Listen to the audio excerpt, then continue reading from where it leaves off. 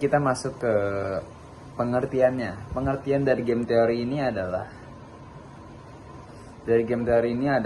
bagian dari ekonomi mikro dan ilmu matematika yang mempelajari interaksi antara pelaku ekonomi secara matematis.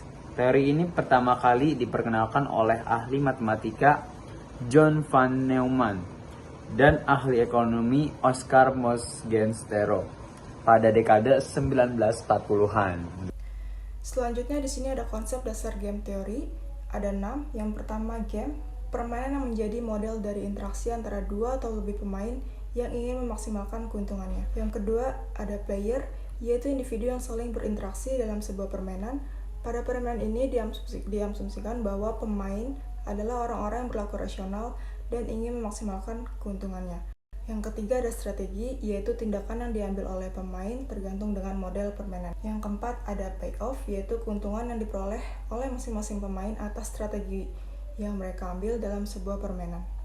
Untuk memudahkan perhitungan, seringkali payoff berwujud dalam bentuk angka. Yang kelima ada information set, yaitu sejumlah informasi yang diberikan kepada pemain terkait dengan game dan asumsi tersebut. Yang terakhir ada equilibrium, yaitu titik di mana setiap pemain telah melakukan strateginya dan hasil permainan tersebut telah dicapai. Selanjutnya, model game teori terbagi menjadi 3. Yang pertama, model permainan jumlah 0, zero sum game. Yang kedua, model permainan jumlah konstan sum game. Dan yang ketiga, model permainan bukan jumlah 0, non-zero sum game. Selanjutnya, strategi game teori. Yang pertama, strategi murni. Penyelesaian dilakukan dengan menggunakan konsep maksimin untuk pemain baris dan minimax untuk pemain kolom. Dalam strategi ini, pemain akan menggunakan satu strategi tunggal untuk mendapatkan hasil optimal, saddle point yang sama. Yang kedua, ada strategi campuran. Strategi ini dilakukan bila strategi murni belum memberi penyelesaian optimal, sehingga perlu ditindaklanjuti untuk mendapatkan titik optimal dengan usaha mendapatkan saddle poin yang sama. Kapan game teori digunakan dalam ekonomi? Yang pertama, saat menganalisis strategi yang diadopsi oleh perusahaan dalam industri yang kompetitif. Yang kedua, dalam pengambilan keputusan investasi. Yang ketiga, dalam situasi negosiasi bisnis atau perundingan perdagangan internasional.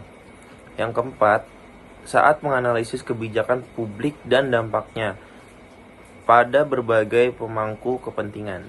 Selanjutnya, strategi bersaing. Strategi bersaing adalah upaya yang dilakukan perusahaan dalam memenangkan sebuah pasar sasaran dengan cara memberikan keunggulan-keunggulan dalam bersaing. Strategi bersaing sangat diperlukan untuk membantu perusahaan dalam mencapai sasaran dan tujuan tertentu.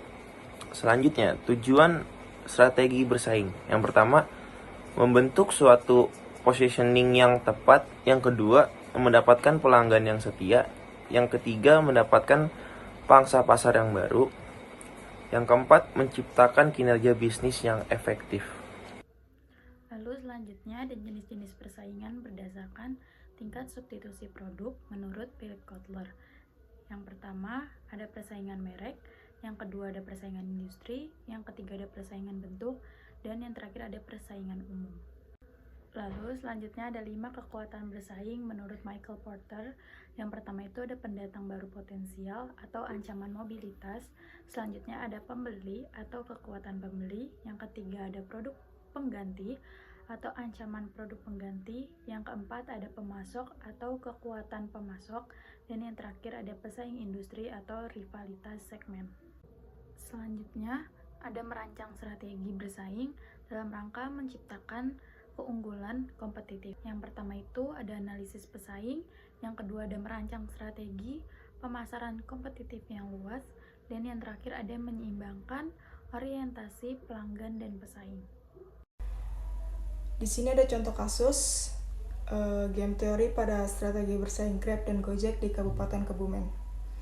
Hadirnya transportasi inovatif berupa ojek online di Indonesia memberikan solusi akan kekhawatiran masyarakat tentang kemacetan yang sering terjadi di kota-kota besar dan tentang jaminan keamanan penumpang yang menggunakan armada transportasi umum atau konvensional. Awalnya, transportasi online hanya bisa dinikmati di kota-kota besar seperti Jakarta, Yogyakarta, atau Bandung. Kini, transportasi online mulai tersebar ke berbagai kota di wilayah lain. Salah satunya adalah Kabupaten Kebumen. Transportasi online dinilai sebagai salah satu indikator berkembangnya modal transportasi publik yang ada di dalam sebuah kota. Adanya transportasi online dapat menjadi jawaban atas prinsip aksesibilitas transportasi. Transportasi online tersedia di kota Kabupaten Kebumen adalah Gojek dan Grab.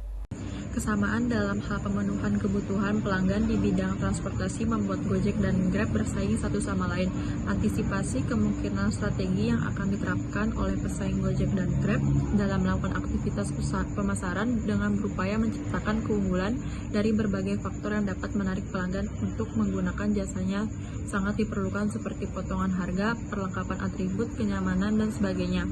Salah satu cara yang dapat digunakan untuk menganalisa strategi pemasaran adalah dengan menggunakan teori permainan game teori.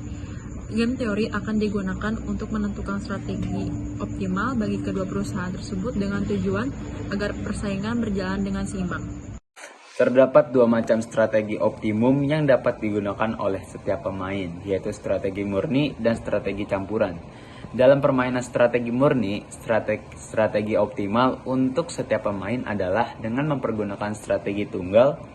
Solusi dari model game teori menggunakan kriteria maksimin dan minimax. Pemain baris maximis player mengidentifikasikan strategi optimalnya melalui aplikasi kriteria maksimin.